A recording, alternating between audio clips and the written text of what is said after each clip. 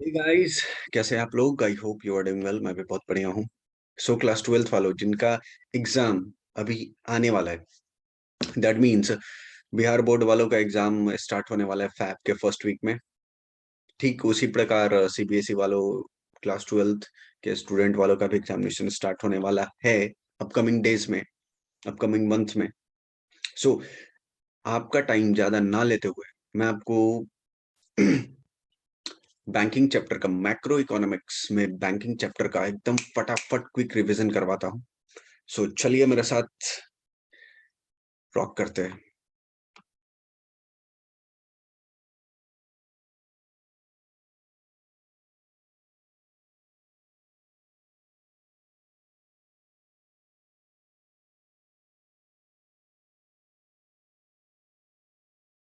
Okay, तो ये रहा अपना पीडीएफ जिससे हम आज अपन लोग क्या करने वाले हैं, रिवीजन। ओके, तो सबसे पहले एक बात बता दो, एक बात बता दो मेरे को, एक बात बताओ। What is the meaning of commercial bank? What is the meaning of commercial bank?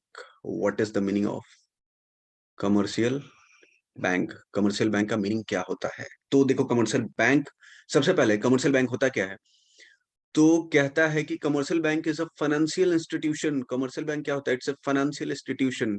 ये एक क्या है? फाइनेंशियल इंस्टीट्यूशन है जिसका प्राइमरी, जिसका प्राइमरली कंसर्न्ड रहता है डिपॉजिट एक्सेप्ट करने का। किससे डिपॉजिट एक्सेप्ट, किससे करने का? तो डिपॉजिट एक्सेप्ट करने का from public and leading to the public besides other, and lending to the public besides others, right? That means इसका मतलब क्या हुआ सर? एक मिनट, एक मिनट। इसका मतलब क्या हुआ है? इसका मतलब यह हुआ कि व्हाट इज कमर्शियल बैंक। तो commercial bank is a financial institution. सबसे पहली चीज, कमर्शियल बैंक क्या होती है? It's a financial institution. क्या होता है? Commercial bank is a financial institution जिसका प्राइमरी काम होता है पब्लिक से डिपॉजिट एक्सेप्ट करना, पब्लिक से डिपॉजिट एक्सेप्ट करना, एंड पब्लिक को मनी लेंड करना, यानी पब्लिक को पैसा एज अ लोन देना। ये कमर्शियल बैंक का काम होता है। The bank operate both, the banks operate both under the public as well as the private sectors.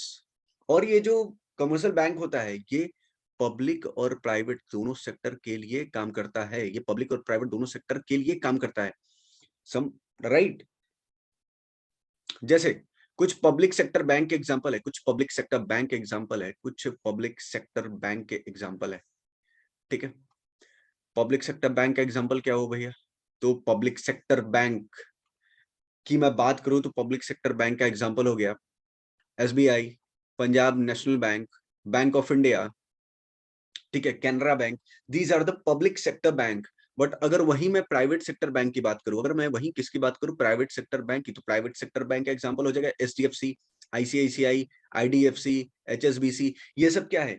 ये सब बैंक है private sector bank, right? These are owned by private sector. But public sector के example कौन हुए? Public sector के example हुए PNB, SBI, Bank of India, Canara Bank, ETC. Okay, now आगे बढ़ते हैं। अभी अब फंक्शन क्या है? नेक्स्ट, नेक्स्ट है function. What is the main function? What is the function of commercial bank? यानी ये जो कमर्शियल बैंक है, पब्लिक और प्राइवेट, बोथ पब्लिक और प्राइवेट बोथ, इनका काम क्या होता है? तो इनका सबसे पहला काम होता है एक्सेप्टिंग डिपॉजिट्स, यानी पब्लिक से पैसे लेना, चाहे वो पब्लिक सेक्टर बैंक हो या प्राइवेट सेक्टर बैंक हो। दोनों बैंक्स का प्राइमरी काम होता है पब्लिक से पैसे रिसीव करना, पब्लिक के पैसे एक्सेप्ट करना।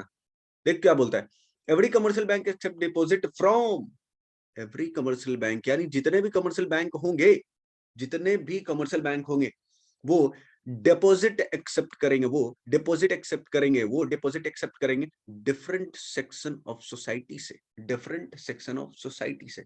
जैसे डिफरेंट सेक्शन ऑफ सोसाइटी के कहने का मतलब, जैसे ये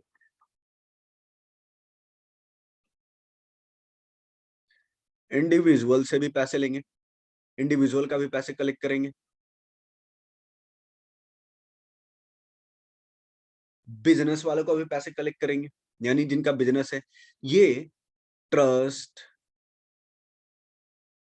एनजीओज, एनजीओज, ये सारे से इनका काम क्या है, डिपॉजिट एक्सेप्ट करना। इन सारे से इनका काम क्या है, डिपॉजिट एक्सेप्ट करना। और ये सारे क्या हैं, these are the different sector of society, these are the different sector of our society. Like क्या बोलता है, different section of society includes general public, that means हम और आप, बिजनेस एंटिटी, यानी जो भी बिजनेस एंटिटी है, like partnership firm, LLP firm, companies, इनका भी, and other institution, other institution में आ गया आपका ट्रस्ट एंड एनजीओ, ट्रस्ट आ गया, एनजीओ आ गया, ये क्या है, अदर इंस्टीट्यूशन है, राइट। तो सॉरी, तो जो कमर्शियल बैंक होगा वो डिपॉजिट एक्सेप्ट करेगा हमारे सोसाइटी के डिफरेंट सेक्शन से, राइट।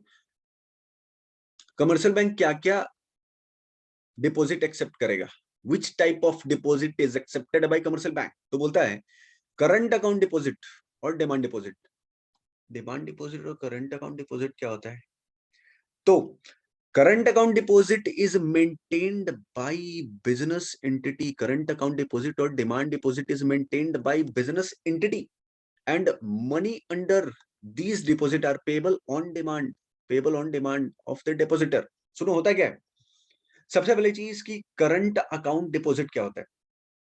से फॉर एग्जांपल मान लो मेरा कोई बिजनेस है, ठीक है, राइट, मेरा बिजनेस है, मेरे बिजनेस में डेली सॉरी, मेरे बिजनेस में डेली 4-5 लाख 10 लाख रुपए का ट्रांजेक्शन हो रहा है, राइट। तो वो सारा कैश तो मैं अपने पास इकट्ठा नहीं करता जाऊंगा, जमा नहीं करता जाऊंगा, तो मैं क्या करूंगा, मैं क्या करूंगा कि मैं डेली बेसिस पे या फिर दिन में 2 बार या 3 बार बैंक में जाके अपना क्या करूंगा, पैसे डिपॉजिट कराऊंगा, पैसे डिपॉजिट कराऊंगा अपने अकाउंट में। लेकिन वो हमारा जो अकाउंट होगा वो सेविंग अकाउंट नहीं होगा, these are the current account जिसमें हम फ्रीक्वेंटली ट्रांजेक्शन करेंगे, राइट। एंड और बोल रहा है डिमांड डिपॉजिट, एंड दूसरा बोल रहा है क्या, और डिमांड डिपॉजिट। बेटा डिमांड डिपॉजिट वो डिपॉजिट होता है जो कि डिपॉजिटर कभी भी डिमांड कर सकता डिपॉजिटर कभी भी डिमांड कर सकता है। Demand deposit are these deposit which are demanded by depositor at any time, demand deposit are these deposit which are demanded by the depositor at any time, right? Sorry, the depositor are free to deposit, देखो क्या बोल रहा है, depositors are free to deposit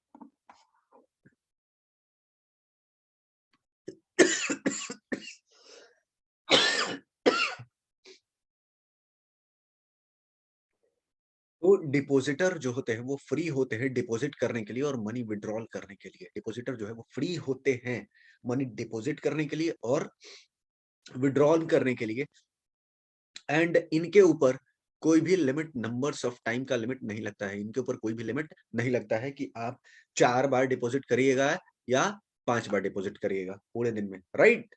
okay,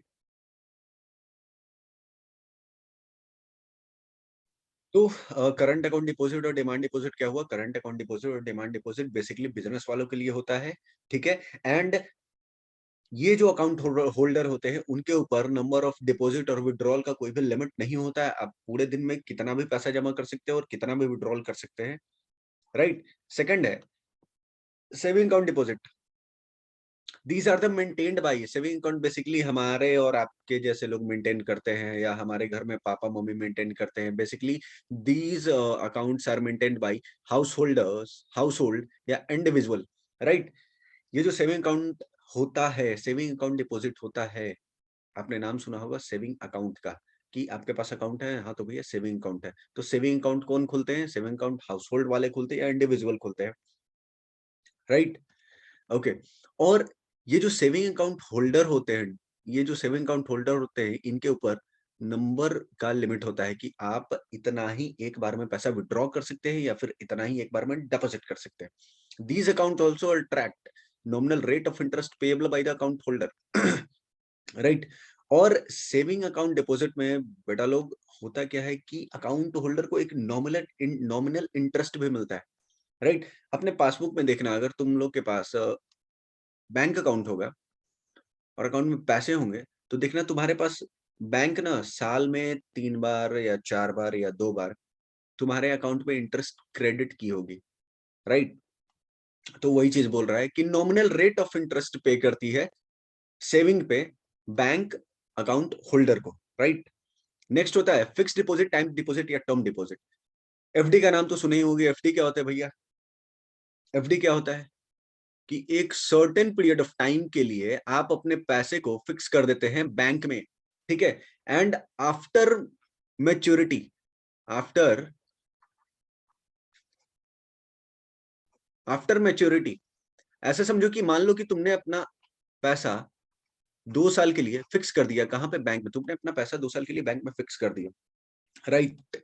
तो अब 2 साल के बाद तुम उस पैसे को विड्रॉ कर सकते हो। विड्रॉल कब होगा? After 2 years. After 2 years. उसके पहले अगर आप विड्रॉ करते हो तो आपको बैंक कुछ पैसे चार्ज काट लेती है, उसके बाद आपको आपके पैसे लौटा देगी, लेकिन कुछ चार्जेस काटने के बाद। और एफडी पे सेविंग अकाउंट से थोड़ा सा ज्यादा इंटरेस्ट मिलता है। एफडी पे सेविंग अकाउंट से थोड़ा सा ज्यादा, यानी relatively higher than account, depending on the tenure of FD. That means आपको एफडी पे जो इंटरेस्ट मिलता है, आपको एफडी पे जो इंटरेस्ट मिलेगा वो सेविंग से ज्यादा होगा। यानी अगर मैं बोलूं एफडी का जो इंटरेस्ट होगा वो सेविंग से थोड़ा सा ज्यादा होगा। अगर से फॉर एग्जांपल मान लो कि सेविंग पे तुमको मिल रहा है 4% का इंटरेस्ट, तो हो सकता है कि एफडी पे 6% मिल जाए, ठीक है। बस यही डिफरेंस है कि सेविंग में आपको नॉमिनल रेट ऑफ इंटरेस्ट पे किया जाता है और एफडी में थोड़ा सा ज्यादा, थोड़ा सा, ठीक है। ओके। तो पहला फंक्शन क्या हुआ बैंक का? डिपॉजिट एक्सेप्ट करना, राइट। डिपॉजिट एक्सेप्ट कैसे करते हैं? डिपॉजिट एक्सेप्ट करते हैं 3 तरीके से। करंट अकाउंट डिपॉजिट, या फिर डिमांड डिपॉजिट। डिपॉजिट एक्सेप्ट 3 तरीके से करते हैं। डिपॉजिट एक्सेप्ट 3 तरीके से करते हैं। पहला करंट अकाउंट डिपॉजिट या डिमांड डिपॉजिट, दूसरा सेविंग अकाउंट डिपॉजिट, और तीसरा एफडी, टाइम डिपॉजिट या टर्म डिपॉजिट, राइट। बस ये 3 ही तरीका है डिपॉजिट एक्सेप्ट करने का बैंक के पास, ठीक है। ओके। दूसरा, अब भैया बैंक ने पैसे तो एक्सेप्ट कर लिए, लेकिन अब करेगा क्या उस पैसे का? तो उस पैसे को क्या करेगा? उस पैसे को एक्सटेंडिंग लोन। अरे लोन देंगे भाई, एडवांस देंगे, लोन देंगे, एडवांस देंगे। This is another important function of a commercial bank. बेटा बैंक की कमाई कहां से होती है? वो जो बैंक लोन देता है लोगों को, उसके इंटरेस्ट से कमाई होती है बैंक की। और वो जो चार्जेस, नॉमिनल चार्जेस थोड़े बहुत काटते हैं ना, उससे कमाई होती है बैंक बैंक की, कमर्शियल बैंक की, राइट। तो बैंक क्या करता है? डिपॉजिट एक्सेप्ट किया। बैंक क्या किया? बैंक का फंक्शन अगर मैं बोलूं, फंक्शन, तो डिपॉजिट,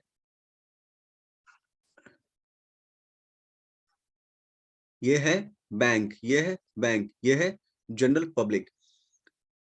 इसने क्या किया? इसने पैसे दिए बैंक को, इसने जनरल पब्लिक ने अपने पैसे दिए बैंक को। बैंक डिपॉजिट पैसा एक्सेप्ट कर लिया, यानी डिपॉजिट एक्सेप्ट कर ली। अब बैंक क्या करेगी? अब बैंक करेगी कि अब ये फर्दर पैसा एज अ लोन और एडवांसेस बिजनेस के लिए या फिर कोई काम करने के लिए लोगों को दे देगी। तो ये बैंक जो है यहां से एज ए इंटरेस्ट कमाएगी, लोन देके इंटरेस्ट कमाएगी बैंक, ठीक है। और आपके डिपॉजिट किए हुए पैसे पे बैंक क्या करती है? बोलती है कि तेरे ही पैसे से तो मैंने इंटरेस्ट कमाया है, काम कर तू भी थोड़ा सा इंटरेस्ट लगा है, राइट। यही काम करती है bank. This is also main source of income of a commercial bank, और this is a main source of income of commercial bank. अभी जो ये मैंने बताया ना इतना सारा, कि आपके पैसे बैंक क्या करेगी? दूसरे को देगी और उससे लोन लेगी, जो कि बैंक का इनकम होगा, और थोड़े से पैसे इंटरेस्ट के आपको भी दे देगी, बोलेगी बेटा तुम भी ऐश करो, तुम भी मौज करो, right. Bank grant loan and advances out of surplus money after keeping certain percentage of their total deposit called reserve. Bank क्या करेगी? अपने पास रिजर्व में कुछ पैसे रख के, अपने पास रिजर्व में कुछ पैसे रख के, उसके पास जो सरप्लस पैसा बचा हुआ होगा, रिजर्व में रखने के बाद जो सरप्लस पैसा बचा हुआ होगा वो एज अ लोन और एज एडवांस पब्लिक को दे देती है। अब देखो कुछ इंपॉर्टेंट फॉर्म्स लोन या एडवांस के, ऑर्डिनरी लोन, ओवरड्राफ्ट फैसिलिटी दे दी, या फिर discounting of bills of exchange. ठीक है, अब ऑर्डिनरी लोन में क्या आएगा? होम लोन आएगा, पर्सनल लोन आएगा, कार लोन आएगा, बिजनेस लोन आएगा, फलाना ढिमाका, इतने सारे लोन्स आएंगे, राइट। ओवरड्राफ्ट फैसिलिटी यानी ओडी का फैसिलिटी बैंक देती है, किसको? बिजनेस वाले को, right. Bills of exchange discount करती है, यानी बिल्स ऑफ एक्सचेंज बैंक क्या करेगी? डिस्काउंट करेगी, राइट। तो ये हुआ extending loan and advances. Now third, creation of credit. ये क्या होता है? Creation of credit, this function is derived from the earlier two function. अरे ये जो क्रिएशन ऑफ क्रेडिट है ये ऊपर के दो फंक्शन से डिराइव होता है जो कि कमर्शियल बैंक करती है। This is unique function, direct impact on supply of money in economy. बेटा ये जो क्रिएशन ऑफ क्रेडिट है ये मनी सप्लाई को अफेक्ट करती है, इंपैक्ट करती है, डायरेक्ट इंपैक्ट करती है, ठीक है। जैसे ट्रांसफर ऑफ फंड्स, एक बात बताओ, ठीक है, ये हुआ credit creation. Now fourth, transfer of fund. एक बात बता, चलो सारे लोग का ध्यान यहाँ पे रिवीजन करा रहा हूँ, नालायकों पढ़ लो, कोविड में नहीं पढ़े होगे, दैट इज मैं बोल रहा हूँ रिवीजन कर लो, बहुत हेल्प करेगा, तुम्हारे कॉन्फिडेंस को बूस्ट करेगा।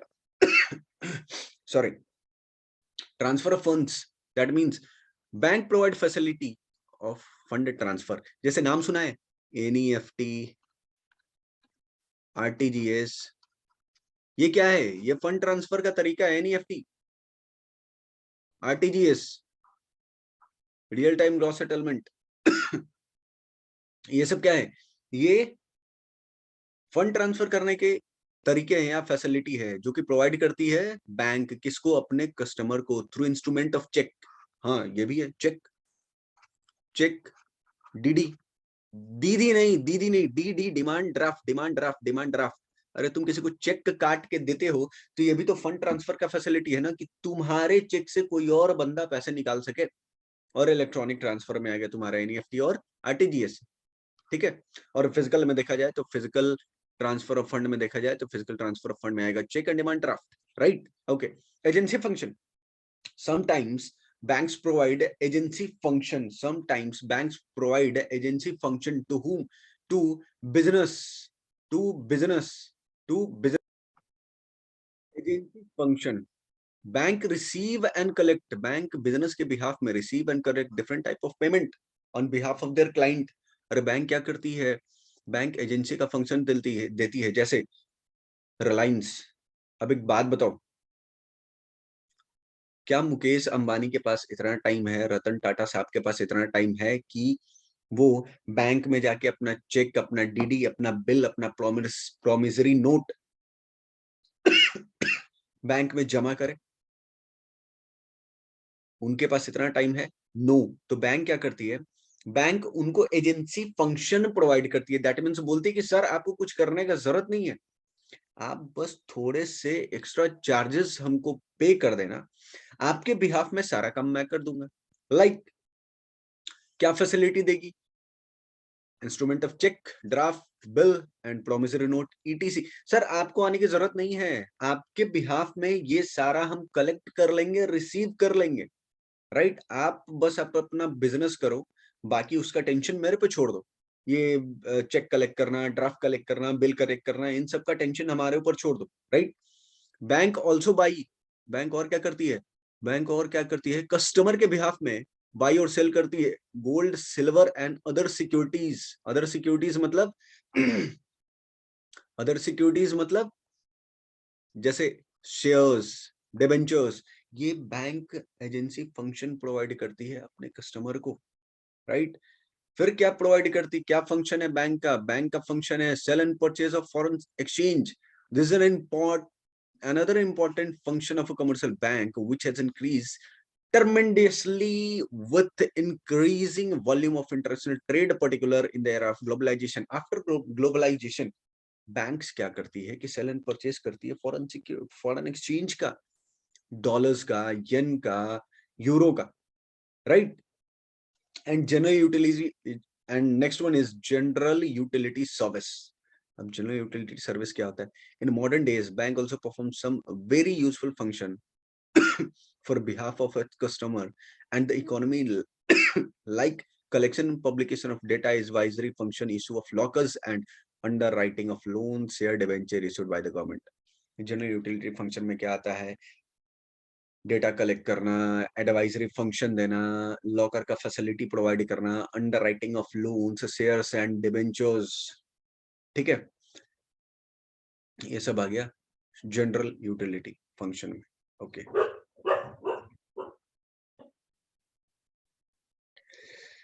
ओके, अब एक बात बताओ, सेंट्रल बैंक ऑफ इंडिया यानी भारत का केंद्रीय बैंक कौन सा है? तो भारत का सेंट्रल बैंक है जिसका नाम है, सबने सुना होगा, आरबीआई। आरबीआई को क्या बोलते हैं? आरबीआई को बोलते हैं सेंट्रल बैंक ऑफ इंडिया, या फिर हट जा भाई, या फिर इसको बोलते हैं एपेक्स बैंक। एपेक्स का मतलब होता है हेड या फिर हायर, यानी इंडिया में आरबीआई के ऊपर और कोई बैंक नहीं है, ठीक है। Central bank is an apex bank in an economy which ensures with the task to control, regulate and supervise entire banking operation. देखो आरबीआई का काम क्या है? आरबीआई का काम है बैंकिंग ऑपरेशन को कंट्रोल करना, बैंकिंग ऑपरेशन को रेगुलेट करना एंड बैंकिंग ऑपरेशन को सुपरवाइज करना। यानी जितने भी बैंक है, आरबीआई के बाद जितने भी बैंक है, उनको control, regulate and supervise, control, regulate and supervise, control, regulate and supervise कौन करता है? इंडिया में जितने भी कमर्शियल बैंक है, जितने भी कमर्शियल बैंक हैं, एनबीएफसीज हैं, उनको रेगुलेट कौन करता है? उनको रेगुलेट करता है आरबीआई, राइट। और जो भी मॉनेटरी पॉलिसीज इंप्लीमेंट और फॉर्मुलेट होता है, मॉनेटरी पॉलिसीज इंप्लीमेंट और फॉर्मुलेट होगा, वो कौन करेगा? वो भी काम रहता है सेंट्रल बैंक का, यानी आरबीआई का। मॉनेटरी पॉलिसीज जो है वो एक होता है क्वांटिटेटिव और एक होता है क्वालिटेटिव। क्वांटिटेटिव में आपने नाम सुना होगा, CRR, SLR, RR, triple R, etc. ये सब क्या है? ये सब क्वांटिटेटिव मॉनेटरी कंट्रोल है, ठीक है। एंड क्वालिटेटिव में आता है मोरल सुएशन, क्वांटिटेटिव में आए, क्वालिटेटिव में आएगा moral suasion, open market operation. ये सब कहाँ आता है? ये सब आता है आपका क्वालिटेटिव में। अब देखो आरबीआई का फंक्शन क्या है, यानी सेंट्रल बैंक का फंक्शन क्या है? Central bank. तो अगर मैं बोलूं कि सारे कमर्शियल बैंक का या एनबीएफसीज का हेड कौन है, तो आरबीआई, तो मैं बोल सकता हूं कि आरबीआई इज पापा of all bank, of course, क्योंकि आरबीआई के नीचे सारे बैंक आते हैं, आरबीआई के ऊपर कोई नहीं आता। अब देखो आरबीआई का फंक्शन क्या है? Bank of issuing currency. बेटा करेंसी इशू कौन करता है? करेंसी इशू, करेंसी इशू कौन करेगा? करेंसी इशू करेगा RBI. every central bank of an economy is the sole authority to issue currency. जो भी कमर्शियल बैंक होंगे, सिर्फ जो सेंट्रल बैंक का के पास अथॉरिटी होता है करेंसी इशू करने का। किसी भी कंट्री के सेंट्रल बैंक के पास इशू होता है, अथॉरिटी होता है करेंसी इशू करने का, यानी कमर्शियल बैंक करेंसी इशू नहीं करती है, सेंट्रल बैंक करेंसी इशू करता है, ठीक है। Okay, the currency issued by central bank is backed by, ये जो करेंसी इशू किया किसने? सेंट्रल बैंक ने। इसको बैकअप कौन देता है? उसको देता है मिनिमम रिसीव ऑफ एसेट। यानी हमारा जो आरबीआई है, जो हमारा आरबीआई है, वो क्या करती है? आरबीआई जो है वो रिसीव करते, वो मनी करेंसी इशू करती है एमआरएस सिस्टम पे, एमआरएस मिनिमम रिजर्व सिस्टम पे बैकअप रख के, जिसमें India represent minimum banking of 200 crore. India MRS में 200 करोड़ का बैकिंग रखती है, यानी अपने पास बैकअप रखता है, जिसमें 115 करोड़ के गोल्ड होंगे और 85 करोड़ के फॉरेन एक्सचेंज या foreign securities are kept under RBI, the monetary authority of India.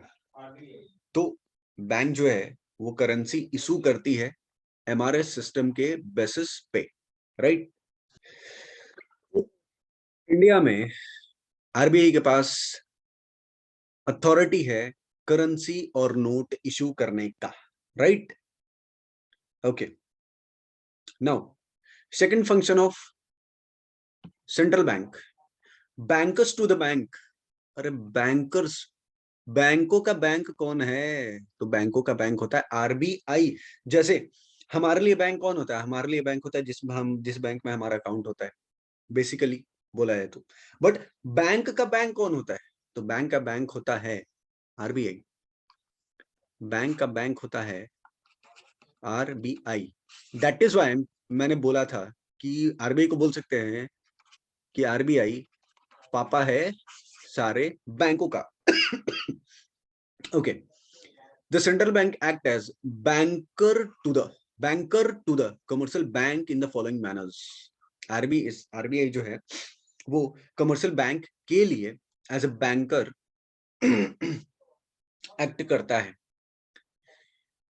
किस किस मैनर में करता है? तो भैया इसको बोलते हैं custodian of cash reserve of the commercial bank. एक बात बताओ, क्या बोला? It's a custodian. कस्टोडियन यानी अगर मैं बोलूं कि मेरा ये जो पेन है ये तुम अपने कस्टडी में रखो, अपने पास रखो, दैट मीन्स मेरे इस पेन का कस्टोडियन कौन हुए? तुम। वैसे ही बैंक के पास जो कैश रिजर्व रहता है, बैंक के पास जो कैश रिजर्व रहता है इन the form of CRR, cash reserve ratio में जो बैंक अपना पैसा मेंटेन करती है, वो कैश रिजर्व अपने पास रखता कौन है? तो वो रखता है RBI. That is why RBI को बोलते हैं कस्टोडियन ऑफ कैश रिजर्व, ठीक है। Lender of last resort in the sense that if the commercial bank fail to generate enough cash. देखो, लेंडर ऑफ लास्ट रिसोर्ट का मतलब क्या होता है? मान लो कमर्शियल बैंक के पास इनफ कैश नहीं है, ठीक है। उसके ओन सोर्स से कमर्शियल बैंक के पास जो भी पैसे थे वो क्या हो गए? खत्म। तो अब भैया पैसे आएंगे कहां से? तो सेंट्रल बैंक क्या करती है?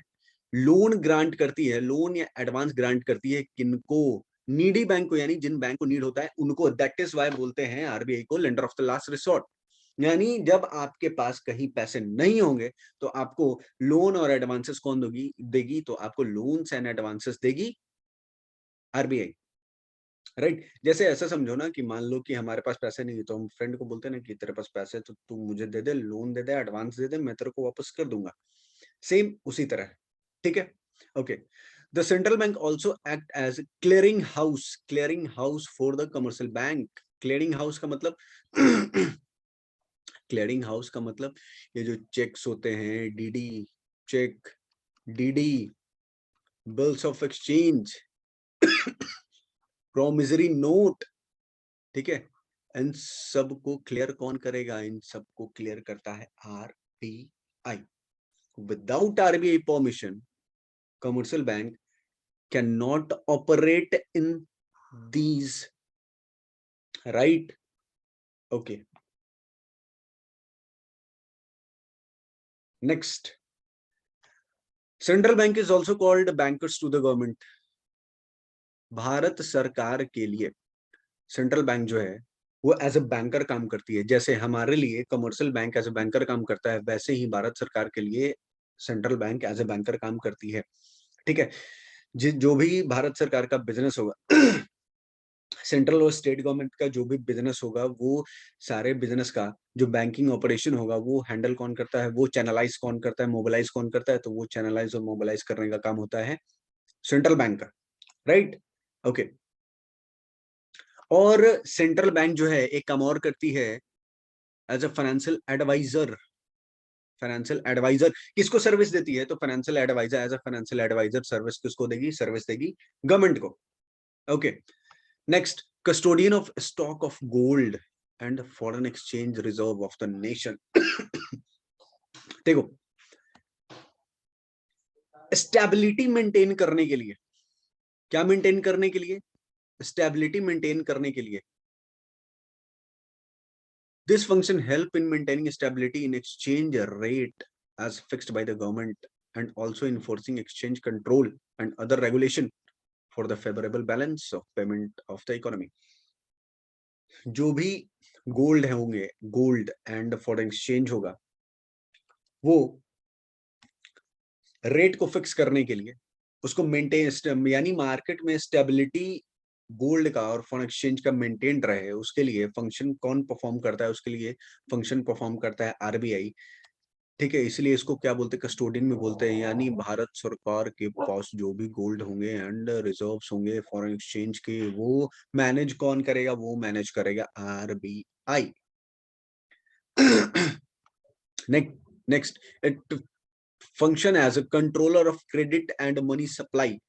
देख बेटा, क्रेडिट को कंट्रोल करने के लिए और मनी सप्लाई को कंट्रोल करने का काम किसके पास है? मनी को कंट्रोल करना एंड क्रेडिट को कंट्रोल करने का काम है आरबीआई के पास, यानी सेंट्रल बैंक के पास।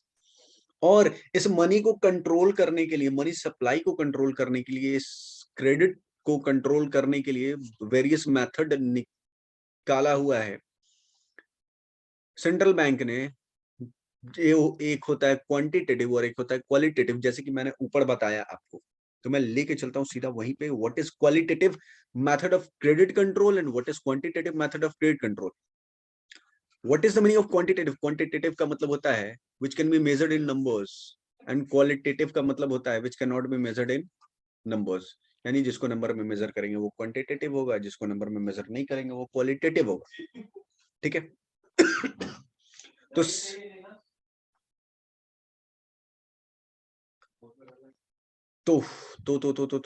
तो सबसे पहले आता है quantitative method include instrument which affect total volume of credit and affect all section of economy.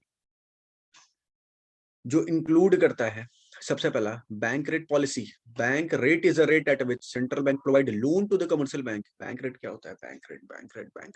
Bank rate वो रेट होता है जिसपे सेंट्रल बैंक जिसपे सेंट्रल बैंक कमर्शियल बैंक को जिस रेट पे सेंट्रल बैंक लोन प्रोवाइड करती है उसको बोलते हैं bank rate policy, right? The increase in bank rate by central bank increase in cost of fund to the commercial bank which turn is to passes on the customer। अब एक बात बताओ, rate of interest high रहेगा तो loan का demand कम होगा, right? और vice versa, rate of interest low रहेगा तो लोन का डिमांड ज्यादा हो जाएगा। अब देखो, रेट ऑफ इंटरेस्ट हाई करने इन द सेंस, एक बात बताओ, अगर तुम कहीं से ज्यादा कॉस्ट पे, ज्यादा दाम पे कहीं से सामान खरीद के तुमको बेचना है, तो तुम सामने वाली पार्टी को भी तो ज्यादा दाम पे बेचोगे क्योंकि तुम्हारा कॉस्ट बढ़ गया था। तो तुम ज्यादा रेट क्या करोगे? कस्टमर से कलेक्ट करोगे।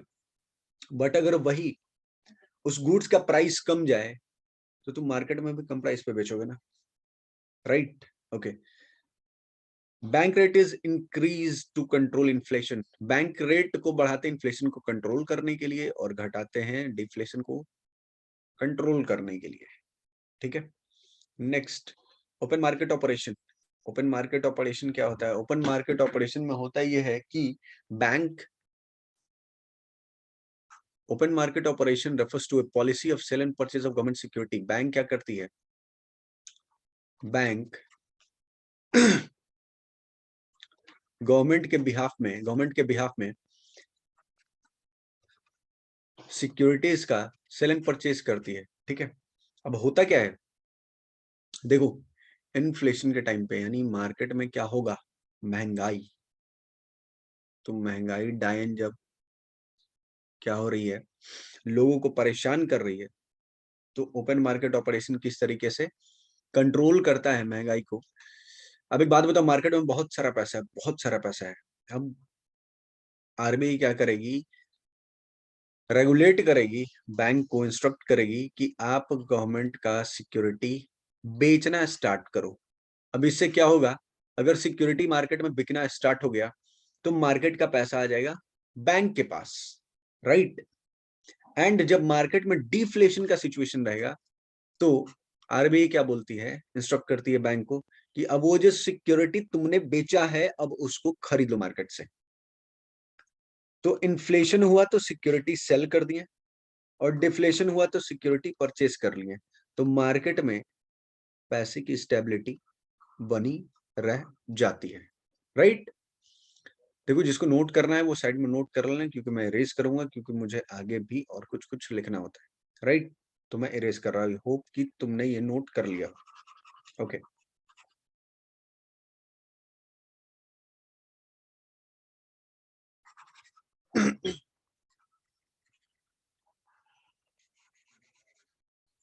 ठीक है, तो ओपन मार्केट ऑपरेशन क्या हुआ कि बैंक, सेंट्रल बैंक क्या करती है, इंस्ट्रक्ट करती है कमर्शियल बैंक को कि government security sale and purchase करो, राइट।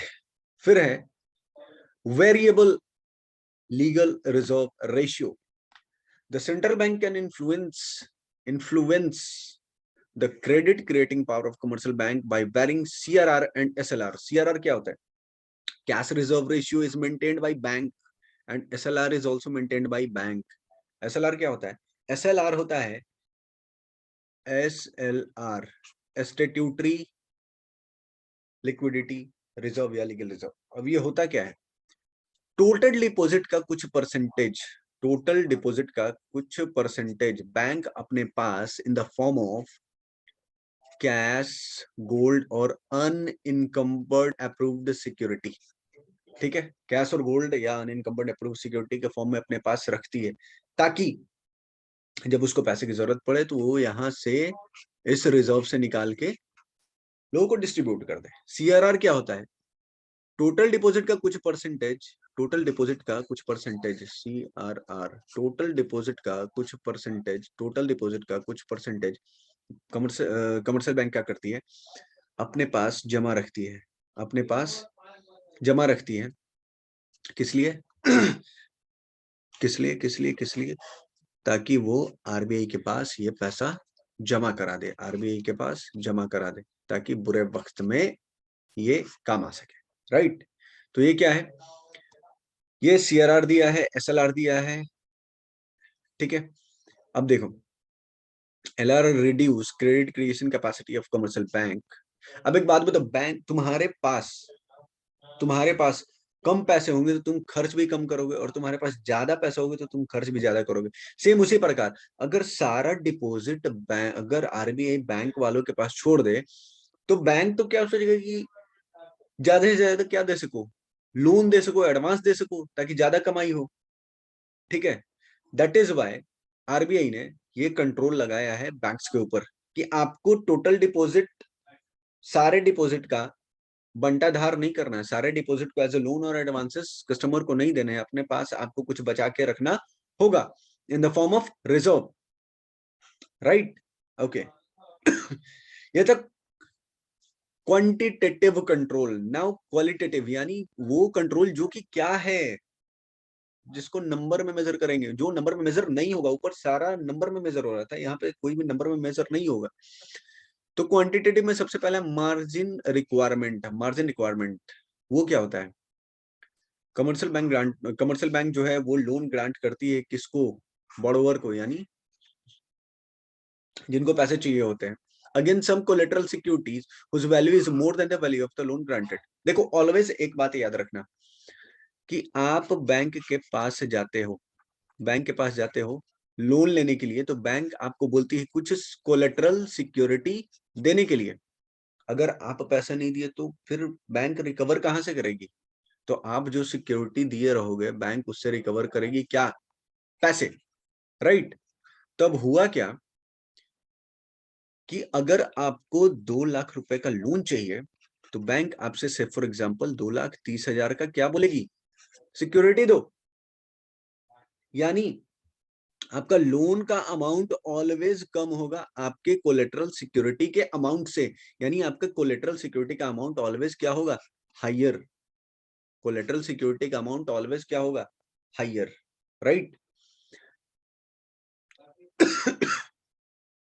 और ये जो डिफरेंस होता है लोन के अमाउंट का डिफरेंस, लोन का और कोलेटरल सिक्योरिटी के बीच के अमाउंट का जो डिफरेंस होता है, यानी 2 लाख रुपए हमारा लोन था और 2,30,000 का मैंने क्या लिया हुआ था, 2,30,000 का लिया हुआ था, दिया हुआ था कोलेटरल सिक्योरिटी। ये जो 30,000 का मार्जिन होता है, 30K का जो मार्जिन है, इसी को बोलते हैं मार्जिन। ये जो 30K बचा ये होता है मार्जिन, ठीक है, ओके। है margin requirement. Now moral suasion. Moral suasion. Under this method, central bank pursued and pressurized the commercial bank to adopt a credit policy which in line with the overall objective of the economy. एक बात बताओ, moral suasion. अरे हम तुम्हारे ऊपर pressure बनाएंगे, यानी RBI क्या करेगी, आरबीआई यानी सेंट्रल बैंक क्या करेगी, वो कमर्शियल बैंक के ऊपर क्या बनाएगी, प्रेशर. प्रेशर क्यों, प्रेशर किस लिए बनाएगी, ताकि तुम क्रेडिट पॉलिसी को अडॉप्ट करो, क्रेडिट पॉलिसी को, और क्रेडिट पॉलिसी को अडॉप्ट करोगे तो तुमको फिर as per RBI guidelines, RBI instruction, RBI rules तुमको क्या करना पड़ेगा, काम करना पड़ेगा, right. And next one is credit rationing. What is the meaning of credit rationing? Under this method, central bank fix minimum ceiling of loans to be granted by commercial bank either on aggregate basis or for the particular use. The rate of interest may vary across sector or use. Credit rationing. अब जैसे एक बात बताओ, तुमने bank ने पैसे deposit कर लिए, हाँ भैया डिपॉजिट कर लिए, अब होगा क्या, अब आरबीआई क्या करती है, बोलती है एक काम करो, तुमने जो भी पैसे कलेक्ट किए वो तुम एक पर्टिकुलर लोन के लिए डिसबर्स नहीं करोगे, तुमने जो भी पैसे डिपॉजिट किए, रिसीव किए, एक्सेप्ट किए, वो तुम किसी एक पर्टिकुलर सेक्टर में लोन या एडवांसेस बोल के नहीं दोगे. तो क्या करेंगे भैया, रैशनलाइज करो उसको, दैट मींस उसको बांटो, जैसे business loan, car loan, home loan, personal loan, क्या करना है, डिस्ट्रीब्यूट करना है उसी पैसे को डिफरेंट डिफरेंट लोन्स के लिए, डिफरेंट डिफरेंट रिक्वायरमेंट के लिए. अदरवाइज अगर ये इंस्ट्रक्शन नहीं लगाया जाए, अगर ये इंस्ट्रक्शन नहीं लगाती है commercial bank, central bank commercial bank के ऊपर, तो फिर क्या होने वाला है, तो फिर भैया होने वाला है क्या कि बैंक तो सोचेगी कि जहां से ज्यादा रेट ऑफ इंटरेस्ट रिकवर हो रहा है सारे पैसे वहीं डाल दो, right. That is why central bank use the credit creation policy, credit creation instrument, right. तो ये आपका था फटाफट रिवीजन किस चीज का, ये आपका था रिवीजन बैंक का, ठीक है. तो चलो साथ ही साथ अब क्वेश्चन डिस्कस कर ले थोड़ा बहुत, तभी जो अपन लोगों ने ये चैप्टर पढ़ा उसका. हाँ सर, क्वेश्चन डिस्कस कर लेते हैं. तो क्वेश्चन क्या क्या है, तो सबसे पहला क्वेश्चन आता है आपके पास, which of the following statement is true and which are false. यानी भैया जी इसमें सही क्या है और गलत कौन सा है, सही कौन सा है और गलत कौन सा है. बोल रहा है central bank is an apex bank of the economy. True. Central bank is has a little role in controlling regulation and operation of commercial bank. बोल रहा है कि सेंट्रल बैंक जो है वो थोड़ा बहुत काम करती है कमर्शियल बैंक के ऑपरेशन को रेगुलेट और कंट्रोल करने के लिए. False. Central bank act as a banker. True. Government के लिए बैंकर का काम करती है सेंट्रल बैंक. या central bank pay important role in controlling and regulating money supply in the economy. Of course true. Quantitative method of credit control influence overall supply of money in the economy. Yes, true.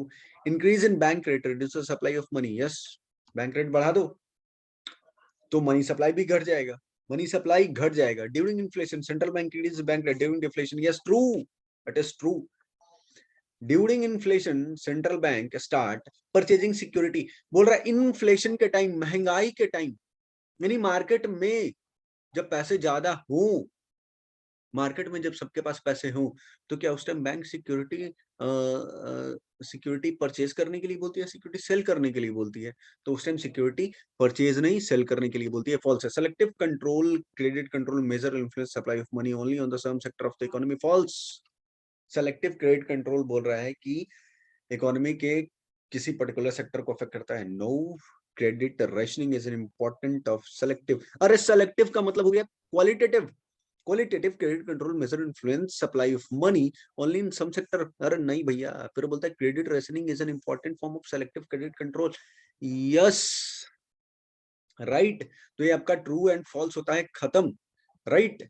Okay, तो हमारा यहाँ पे revision खत्म हो जाता है, right. किसका, bank का, सेंट्रल बैंक के बारे में भी अपन लोगों ने पढ़ लिया, राइट। तो आपका ये कुछ क्वेश्चन है, what is commercial bank, what is important function of commercial bank, different type of deposit accepted by commercial bank, ठीक है। तो ये कुछ क्वेश्चन है जो कि आप सॉल्व करेंगे। आई होप कि मैंने आपका हेल्प किया होगा आपके प्रिपरेशन को बूस्ट करने के लिए, ओके, राइट। तो चलो एक काम करो, अगर किसी ने चैनल को सब्सक्राइब नहीं किया है तो चैनल सब्सक्राइब कर लें, क्योंकि अब वीडियोस रेगुलर बेसिस पे मैं अपडेट करने जाऊंगा, अपलोड करने जाऊंगा क्लास 12th वालों के लिए, राइट। सो मिलते हैं फिर, तब तक के लिए tata bye bye, good night, take care, sweet dreams and पढ़ाई करो क्योंकि एग्जाम बहुत पास है। Keep rocking guys, tata bye bye, love you.